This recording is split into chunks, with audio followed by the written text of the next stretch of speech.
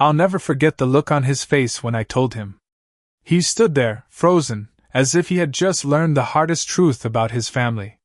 That's the moment I knew everything had changed. My wedding, the day I'd dreamed of my entire life, was suddenly overshadowed by a demand that shook me to my core. My mother-in-law, Barbara, of all people, was asking for something I couldn't even fathom. It wasn't a wedding gift or a toast of celebration, no, it was my salary. $8,500. Or I was out. Just like that. My husband, James, stood by her side, offering nothing but a weak shrug. It felt as though I was caught in a storm, watching everything I'd hoped for come crashing down. It didn't even make sense. Why was she demanding that money? And why was James so silent? He had always been close to his mother, but this was different. I could feel the eyes of the guests on me, waiting for some sort of response. But what could I say? My heart raced, my palms felt clammy, and all I could hear was the muffled sound of my own breathing. I wanted to scream, to ask why, but the words stuck in my throat. I glanced at James, hoping for some sign that he would stand up for me. But his face was unreadable, distant even. It was as if he had already made his choice. His mother's words hung in the air like a heavy weight, suffocating everything around us. I tried to keep my composure, but inside my world was falling apart. I had imagined this day 1,000 times, but never like this. Not with my own mother-in-law demanding money from me in front of all our guests. Not with my husband, the person I had chosen to spend my life with, standing by her side without saying a word in my defense. What was I supposed to do? Where did I even go from here? I kept my eyes down, pretending everything was fine, but the truth was that I had never felt so alone. I had spent months planning this day, making sure every detail was perfect. And now, in an instant, it was ruined. I wanted to leave, to run far away from this place, but I couldn't. Not yet. The wedding wasn't just mine, it was our family's. I had to try to salvage it, to save it from the disaster that seemed to be unfolding right before my eyes. The reception followed in a haze. The smiles, the laughter, the clinking of glasses, all felt distant. I couldn't concentrate. All I could think about was that demand. I was being asked to choose between my pride and my marriage. Between the woman I had thought of as family, and the man I had married. The man I loved. But the silence between us spoke volumes. It was the silence that had started to drive a wedge between us. I had seen it in the way he avoided my eyes, in the way he had withdrawn from me over the past few months. I didn't want to believe it, but now, it was impossible to ignore. There was something about this wedding, this life we had built together, that had never felt quite right. I had always felt like an outsider in my own marriage, like I was constantly fighting for my place.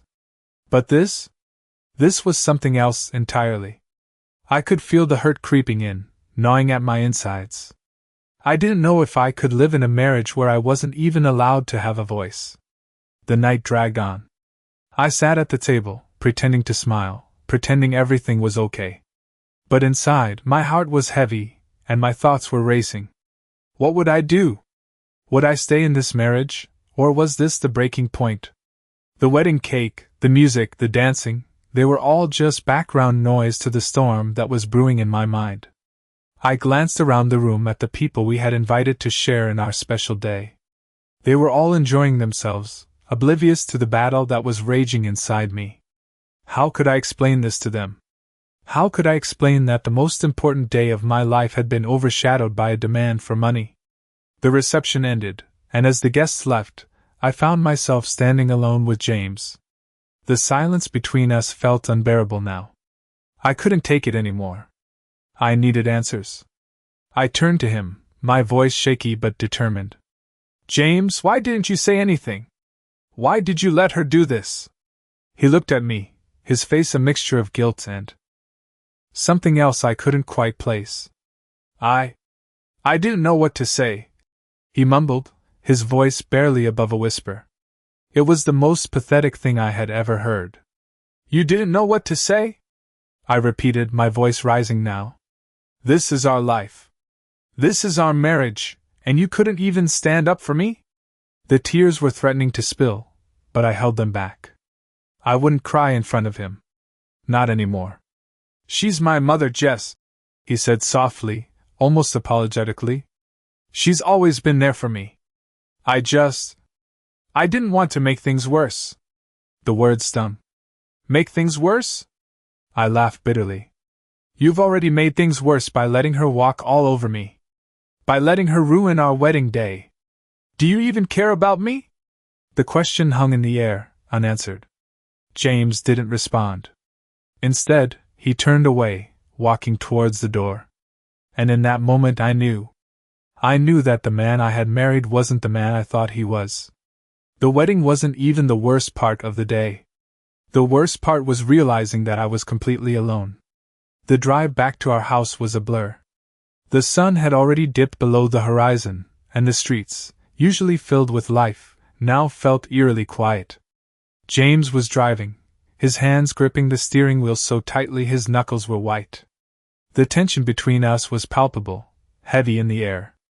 I could feel the silence pressing in on me, thick and suffocating. I didn't know what to say. I didn't know if there was anything left to say. When we got home, the house felt even more oppressive. The lights were dimmed, and everything seemed to be in its place, but it felt wrong, like I was walking through someone else's life. We had just gotten married, but it didn't feel like I had a partner anymore.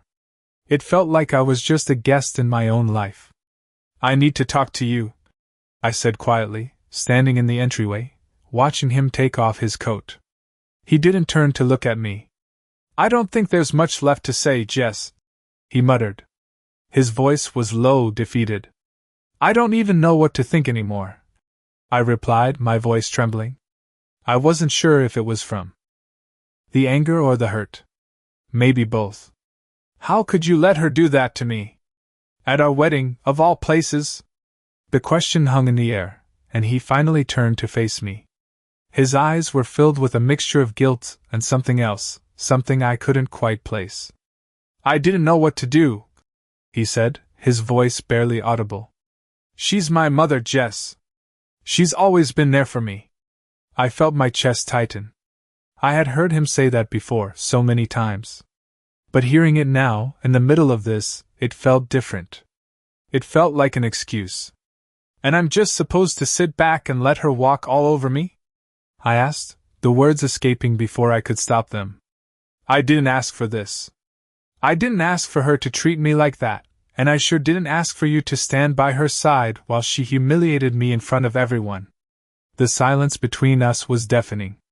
James didn't respond. He just stood there, his eyes avoiding mine. I wanted to scream, to throw something, but instead I just stood there, rooted to the spot. It felt like everything we had built together was unraveling before my eyes, piece by piece. I don't know what I'm supposed to do anymore, I said, my voice cracking. I don't even know who you are anymore. I could feel the tears threatening to spill, but I refused to let them. I refused to let him see how much he had hurt me. The man I had married, the man I had trusted, was standing in front of me, and I didn't recognize him. You're right, he finally said, his voice barely above a whisper. I didn't stand up for you. And I should have. The words were hollow. There was no conviction in them, no real apology. It was just another attempt to make things right without actually doing anything. And that's when I knew. I knew that no matter how much I loved him, I couldn't stay in this marriage if I wasn't being treated with respect. I wasn't going to stay with someone who couldn't even defend me when I needed it the most. I can't do this, I whispered, more to myself than to him. I can't stay in a marriage where I'm not even allowed to have a voice, where my feelings don't matter. James didn't say anything in response. He just stood there, watching me, his face a mixture of confusion and regret. But I had already made up my mind. I couldn't stay here, in this house, in this marriage. I couldn't stay with someone who had let me down in the worst way possible. I'm leaving, I said, my voice firm. I don't know where I'm going yet, but I can't stay here. The words stung as they left my mouth. It felt like I was cutting ties with everything I had ever known, But at the same time, it felt like the only thing I could do. I couldn't keep sacrificing my dignity for the sake of a marriage that wasn't even real anymore. James didn't try to stop me. He didn't even ask where I was going. He just watched as I grabbed my things and walked out the door. The cool night air hit my face as I stepped outside, and for the first time in what felt like forever, I felt a sense of freedom. It wasn't the freedom I had imagined for myself, but it was a start. I didn't know what the future held, but I knew that I couldn't keep living in the shadows of someone else's control. I had to find my own way, my own path. And for the first time in a long time, I was ready to take the first step. I spent the next few days in a haze. I was back in our house, but it didn't feel like mine anymore. The walls, once filled with love and laughter, now felt cold, distant. I went through the motions, eating, sleeping, doing the things I had always done, but nothing felt real. Everything had changed so suddenly, so completely. I had walked away from James, from everything I thought I knew, and now, I was left with nothing but empty rooms and an even emptier heart. The decision to leave had been difficult, but the more I thought about it, the clearer it became. I couldn't stay in a relationship where I was constantly being overlooked, where my feelings didn't matter. But that didn't mean it was easy. There were times when I would sit in the living room, the silence surrounding me, and wonder if I had made the right choice. Could I have fought for us? Could I have stayed and worked things out? But then I would remember the look on James' face when he didn't defend me. The way he stood there, silent, as if he had already chosen sides. And in those moments, I knew I had made the right decision. I had to stand up for myself, even if it meant walking away from the man I loved. The silence was deafening. For the first time, I realized how much I had ignored over the years. The way he had withdrawn from me slowly, bit by bit, until we were living in the same house but not really together. I had convinced myself that it was just a phase, that things would get better, that we would be okay. But now, I knew that was just a lie I had told myself to avoid facing the truth. And then there was his mother, Barbara.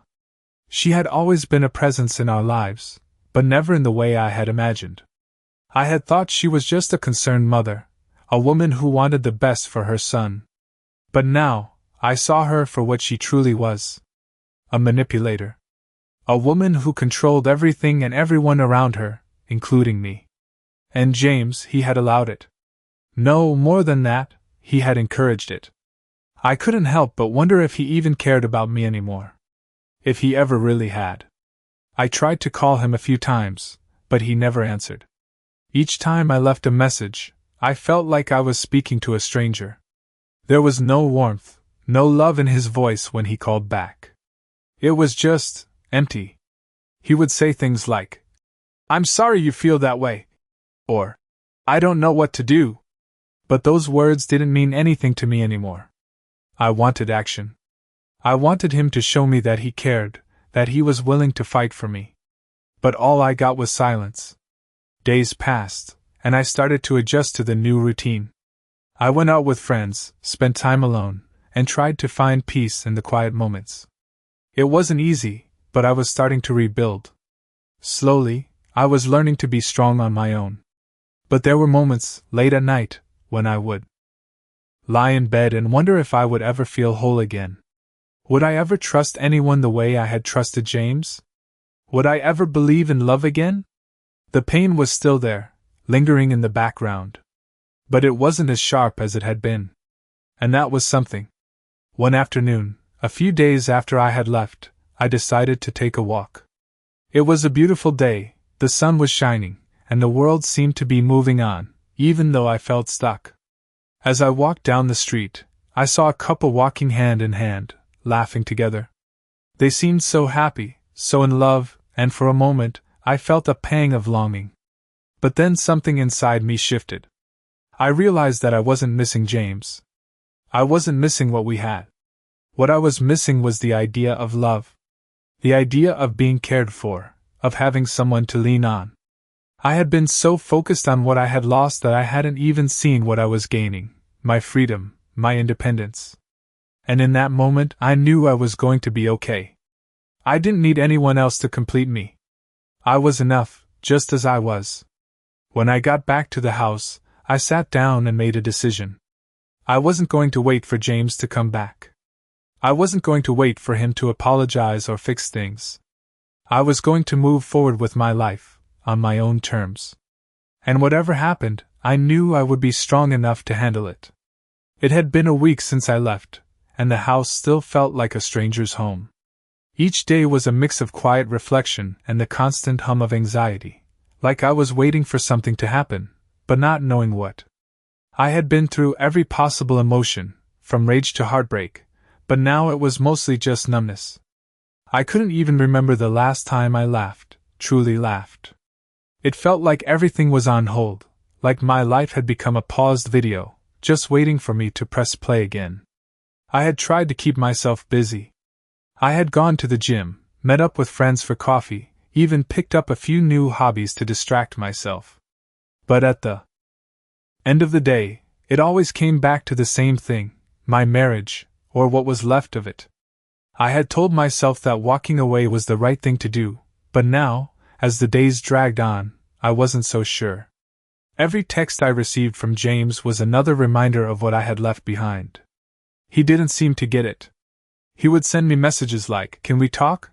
or "I'm sorry if you're upset, but I still want to make this work." But I was done with words. I was done with the empty promises and the excuses. He didn't get it. He didn't understand that it wasn't just about what happened at the wedding. It wasn't just about the money his mother had demanded from me. It was everything. It was the years of subtle manipulation, the constant pressure to conform to their expectations, and the growing realization that I had been losing myself in the process. I had given so much of myself to James, to his family, to the idea of what we were supposed to be, that I had lost sight of who I really was. And the worst part was that I hadn't even realized it until I left. I was starting to see things more clearly now, but it didn't make the pain any easier to bear. I missed the person I used to be. The confident, independent woman who didn't let anyone walk all over her. I missed that version of myself, but I didn't know if she still existed. I found myself thinking about my mother. She had been through so much in her life, but she always had this quiet strength about her. I remembered the way she would speak her mind, even if it wasn't popular, and the way she would carry on, no matter what life threw her way. I wondered if I had inherited any of that strength from her, or if I had just been pretending to be strong all these years. Maybe that's why I felt so lost now. I had been pretending. I had been pretending to be someone I wasn't just to keep the peace. I had been pretending that I could be happy in a marriage where my voice didn't matter, where my needs were always secondary. And now, the mask was off, and I didn't know who I was without it. The phone buzzed on the table, pulling me from my thoughts. It was another message from James. I stared at the screen for a moment, contemplating whether or not to open it. Part of me wanted to ignore him, to let him go on thinking that I was fine, that I didn't care. But another part of me still hoped, still wondered if there was a way back to what we had. I opened the message. "Jess, I know I messed up. I was wrong, and I don't want to lose you. Please talk to me." The words were the same as they had been before, the same apologies with no real change behind them. I could feel the familiar ache in my chest, but this time, it wasn't the ache of love, it was the ache of disappointment. The ache of realizing that I had given everything, and it still wasn't enough. I closed the message without replying, setting the phone back down on the table. There would be no more empty apologies. No more pretending. I couldn't go back to that life. I had made the choice to leave, and now it was time to stand by it. I wasn't sure what the future held, but I knew that I wasn't going to let anyone dictate my worth anymore, not James, not Barbara, and certainly not myself. I had been living for everyone else for far too long. It was time to start living for me. The realization didn't make everything suddenly clear or easy, but it made me feel stronger. I didn't need James to fix things. I didn't need his approval or his mother's approval. I had everything I needed right here, inside me. For the first time in a long time, I felt like I was starting to find my way back to who I was meant to be. The following week was a blur of emotions. I had been staying in a small apartment I rented for the time being. It wasn't much, but it was mine. No more empty rooms or silent meals. It felt like I was slowly starting to breathe again. The world outside still moved forward, as if nothing had changed, and yet, everything in my life had. I had left my husband, walked away from the life I had built with him. At first, it felt like a relief, like I was shedding layers of a skin that had grown too tight. But then, the weight of it all settled in. There were moments when I would sit on the couch, staring at the walls, wondering if I had made the right decision. It wasn't that I regretted leaving, it was the uncertainty of what came next. The loneliness crept in when the distractions faded. I hadn't been alone for so long, and now I wasn't sure who I was anymore. I didn't know what I wanted, where I was going, or how I was going to get there. I only knew that I couldn't go back to what I had left. I spent the first few days calling family and friends, trying to distract myself. My sister, Rachel, was especially supportive. She told me I was brave, that I had made the right choice. But I couldn't shake the feeling that I was drifting, untethered from everything that once held me up. One evening, I found myself standing in front of a mirror, staring at my reflection. The woman I saw was unfamiliar. She was tired, worn down, and yet there was a fire in her eyes. A part of me didn't recognize her, but another part of me was proud of her. She had been through so much, and yet she was still standing. Still fighting. That night, I took a long walk. The cool air felt good against my skin, grounding me, reminding me that I was alive. I didn't know what I was doing, where I was going, but for the first time in a long time, I didn't feel as if I had to have all the answers. Maybe that was the lesson. That I didn't have to know everything, that it was okay to take things one step at a time. The next day, I decided to do something for myself. I signed up for a painting class at a local studio. I used to love painting, back before life had gotten so busy. It had been years since I'd picked up a brush, but something told me it was time to rediscover that part of myself. The first class was awkward, to say the least. I felt out of place, like everyone else knew exactly what they were doing while I was just stumbling through it. But as the hours passed, I began to relax. The brush in my hand felt like an extension of myself, and for the first time in a while, I felt like I was doing something purely for me. The painting didn't matter. What mattered was that I was reconnecting with myself, with the woman I had forgotten. The following week, James sent me a text. I hadn't heard from him in days, and my first instinct was to ignore it. But something made me open it. It was short, to the point. "Can we talk?" My heart clenched as I read the words. I had promised myself that I wouldn't go back, that I wouldn't let him back into my life so easily. But as I sat there, staring at the message, I realized something. I wasn't angry anymore. Not at him. Not at Barbara. I was just done. I had spent so much time wondering what went wrong, what could have been different, but the truth was, it didn't matter anymore. I didn't need answers. What I needed was to move on. To find myself again, without him, without his family, without the expectations. I didn't need closure. I didn't need him to fix things. I just needed to be free. I didn't reply to his message. And for the first time in months, I felt at peace with that decision. I didn't owe him anything anymore. I didn't owe anyone anything. I was starting over. And this time, I was doing it for me. Days turned into weeks, and slowly, the weight on my shoulders began to lift. It wasn't an instant transformation. There were moments when the loneliness felt suffocating, when the silence of my apartment felt like an endless echo of everything I had left behind. But little by little, I was starting to reclaim parts of myself I hadn't realized I had lost. The painting class had become a refuge.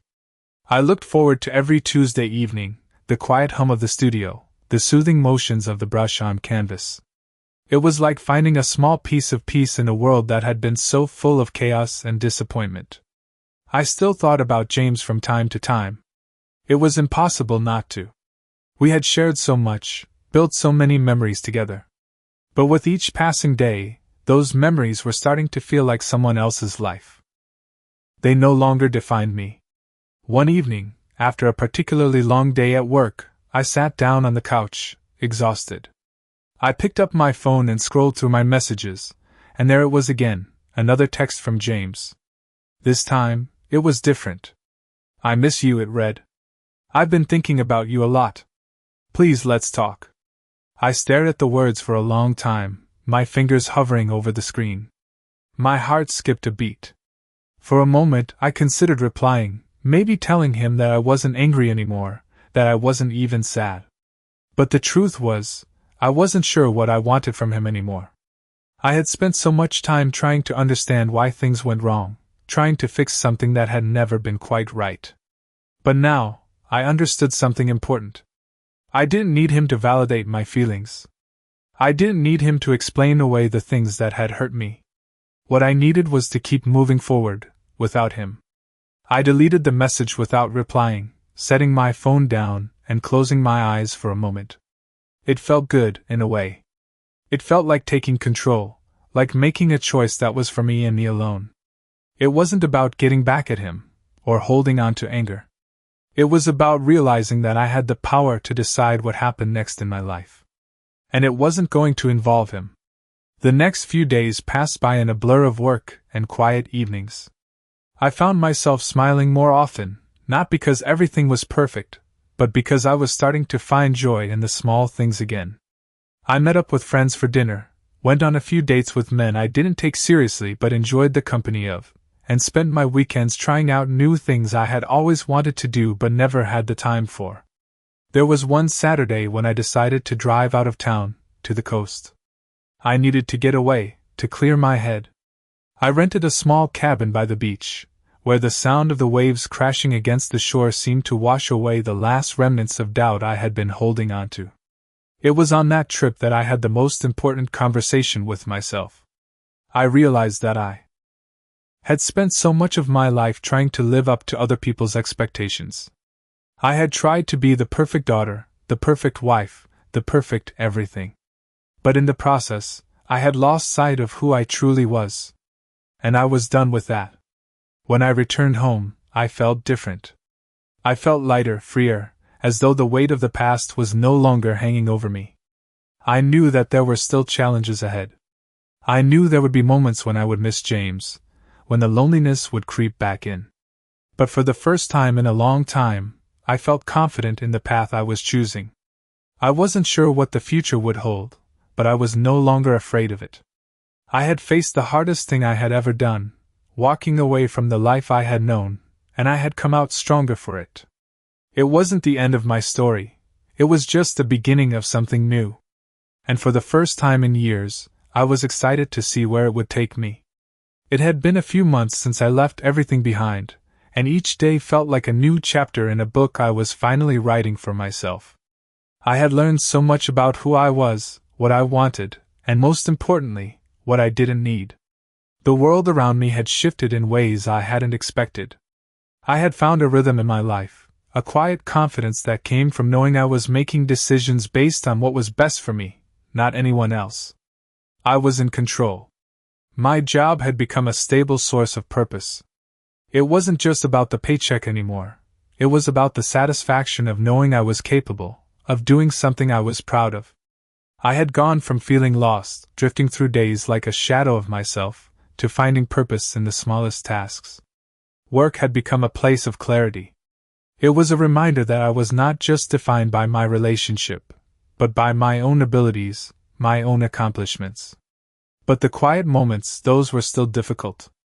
There were nights when I would sit alone in my apartment, the silence pressing against me, and I would miss the companionship, the comfort that comes with having someone by your side.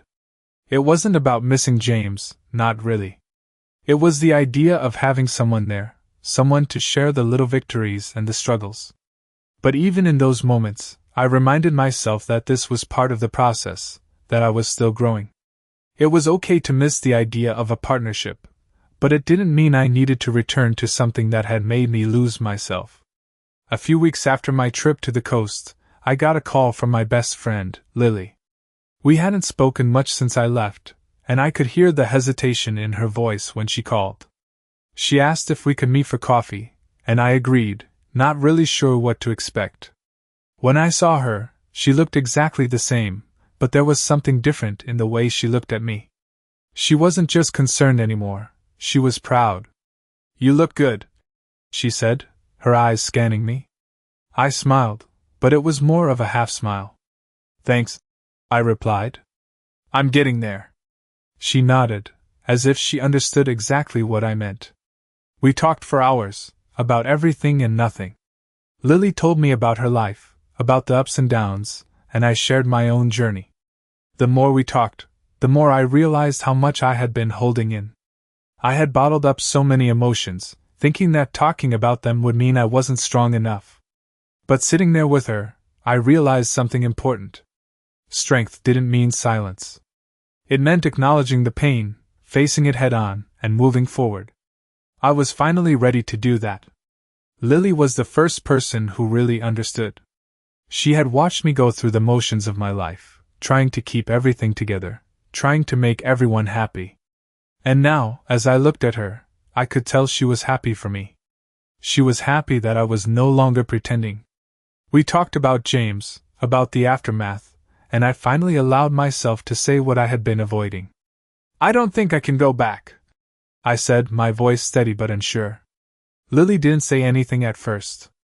She just sat there, watching me, waiting. "I know," she said softly. "And that's okay. You've done the hard part. You've walked away." Her words were like a weight being lifted off my chest. I had walked away, but I hadn't really allowed myself to feel that it was okay until now. There were still moments when I doubted myself, when I wondered if I had made the right choice, but those moments were becoming less and less. The more I embraced the life I was creating, the more I realized that I was stronger than I had given myself credit for. That night, as I sat alone in my apartment, I reflected on everything that had brought me to this point. I had been through so much, but I was still here, standing. And for the first time, I felt proud of myself. I didn't need anyone to tell me I was strong, I already knew. I was building something new, something that was all mine. And no matter what the future held, I knew I would be okay. The weeks that followed were transformative, in ways I hadn't expected. My life, which had felt like it was spiraling out of control not too long ago, was slowly beginning to take shape again. The uncertainty, while still present, no longer dominated my every thought. I was finding a new kind of rhythm, one where I no longer relied on the approval or presence of others to feel validated. It was a liberating feeling.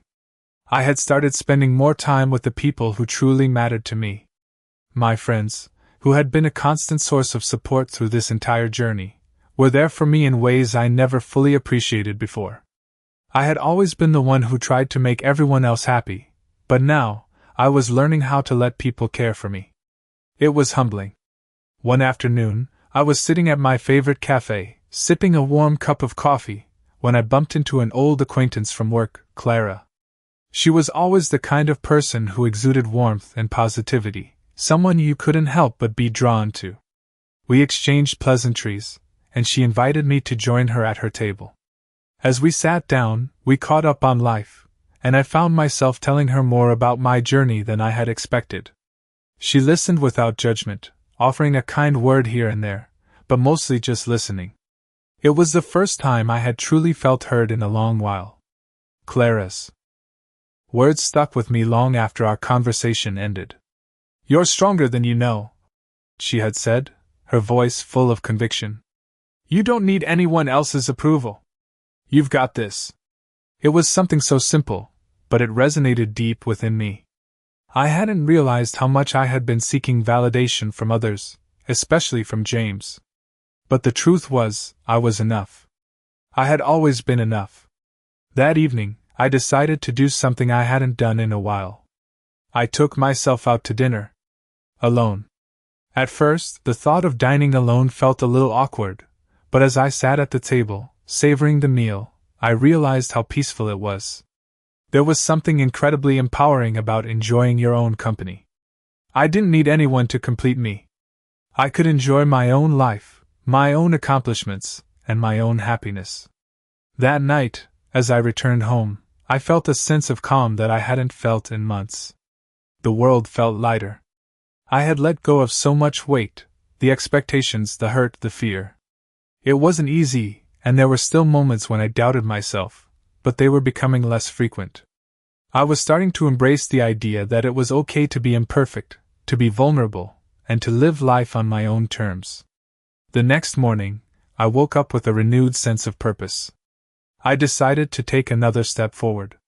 I enrolled in a yoga class at a local studio.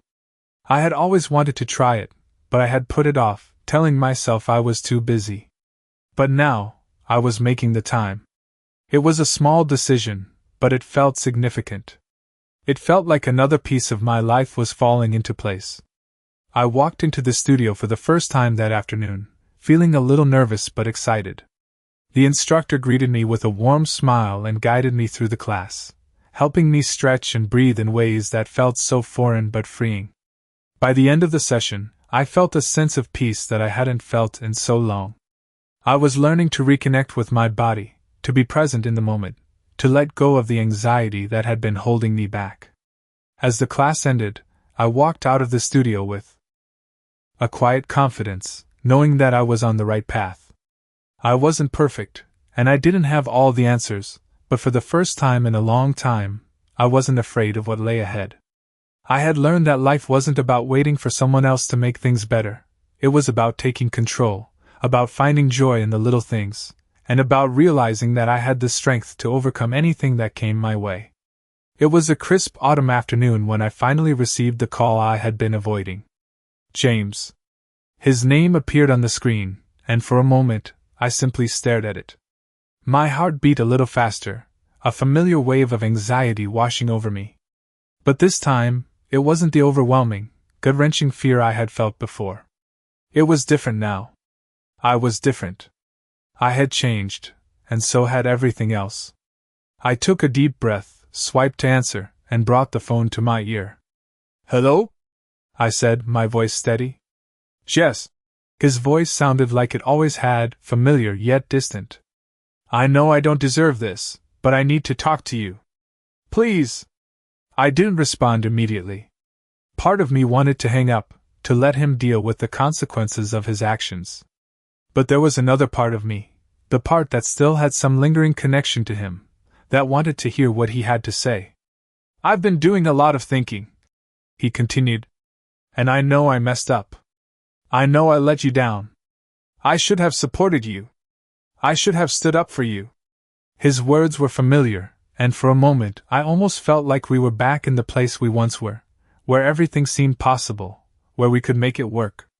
But then I remembered everything that had happened. I remembered the wedding, the way he had stood by silently as his mother made a demand on me that no one should have ever expected. And in that moment, I realized that his apologies, no matter how sincere they might have sounded, weren't enough.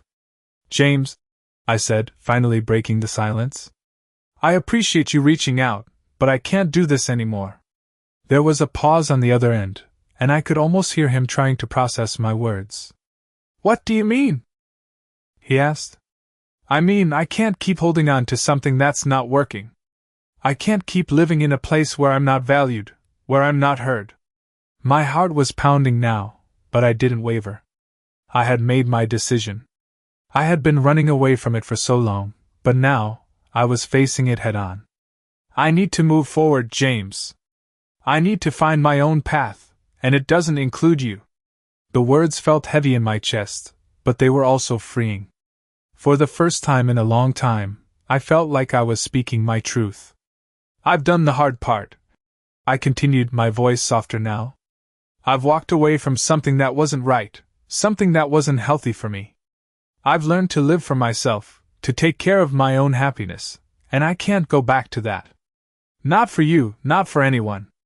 I waited for his response, but it didn't come. The silence stretched on, uncomfortable but necessary. Finally, he spoke, his voice quieter than before. "I understand," he said, and there was something in his voice, regret maybe, or resignation. "I just wanted to say I'm sorry. For everything." "I know you are," I said, the words coming out softer now. But I've already forgiven you. I just don't know if I can ever forget. There was another long pause, and I could feel the finality of the moment settling in. It was done. There would be no going back. Take care of yourself, James, I said, the words leaving my mouth with a sense of peace I hadn't felt before. Goodbye. I hung up the phone. The silence that followed felt strangely comforting. I stood there for a moment, just breathing, allowing myself to process everything that had just happened. It wasn't easy. It wasn't simple. But it was right. And for the first time in months, I felt like I could finally breathe again. I wasn't waiting for someone else to fix me, to make me feel whole. I was doing that on my own. The road ahead wouldn't always be easy. There would be times when I missed the life I had left behind, when I longed for the companionship, the shared memories. But I knew now that I was strong enough to walk this path alone. I didn't need anyone to complete me. I had already found everything I needed within myself. And that was enough.